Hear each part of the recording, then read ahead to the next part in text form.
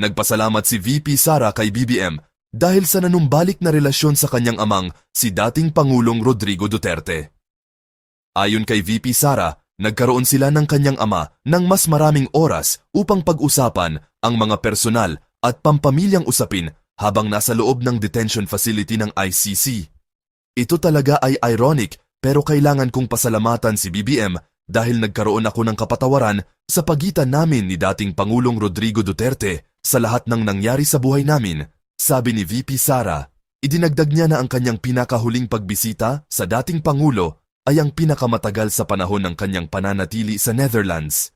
Si Duterte ay nahaharap sa paglilitis sa ICC dahil sa umano'y mga krimen laban sa sangkatauhan. Ang pag-aresto sa kanya ng ICC ay nangyari sa gitna ng mga naunang pahayag ng Administrasyong Marcos na hindi ito makikipagtulungan sa ICC. CSTK channel subscribe, follow